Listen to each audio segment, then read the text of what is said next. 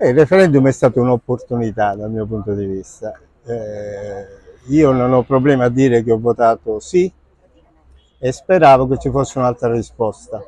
perché più che al sistema elettorale, che secondo me oramai è in piena decadenza, visto che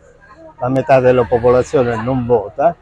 credo più a questo tipo di iniziative, perché se vanno in porto rispecchiano veramente una volontà popolare. Non che il voto non sia anche così, però c'è una ragione per la quale il 50% circa della gente non vota, ed è la decadenza della politica, la sfiducia che hanno le persone nei confronti dei partiti. Avrei gradito un'altra, come dire, avrei avuto piacere che si superasse il quorum, però è stata un'opportunità che 15 milioni di italiani abbiano votato sì e una fetta della popolazione importante. Poi il quorum, a mio modesto avviso, è una trappola che potrebbe essere evitata, no?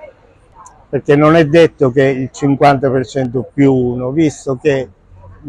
non sempre in altri paesi funziona così. Per me il referendum è un modo di promuovere la democrazia cosiddetta diretta per far esprimere agli elettori il proprio pensiero direttamente, non attraverso la mediazione dei rappresentanti, anche perché i rappresentanti politici oggi non rappresentano gli elettori, ma rappresentano le segreterie, in quanto il sistema elettorale è impostato su come dire, una scelta a priori fatta dai segretari di partito che stabiliscono a priori chi deve andare in Parlamento e chi deve andare al Senato. Quindi gli elettori non decidono proprio nulla. Il referendum è un'occasione per esprimere direttamente la volontà degli elettori. Purtroppo questa prerogativa e questa possibilità viene vanificata da che cosa? Dal quorum, che dovrebbe essere abolito assolutamente, a meno che non lo si introduca anche nelle elezioni politiche,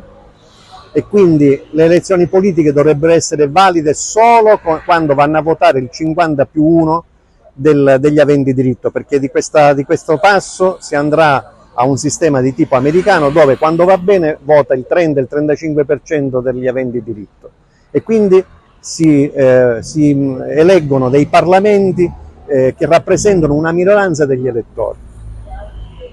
Il referendum, ovviamente, chi ha promosso il referendum e quindi la CGIL per voto del segretario Vendini accettato il verdetto della sconfitta. Per non di meno si è raggiunto un quorum, il quorum non si è raggiunto, ma sono andati a votare 14 milioni di italiani, e quindi il segnale ben preciso è che sicuramente i temi del referendum dovranno essere affrontati per cercare di risolvere la precarietà del lavoro,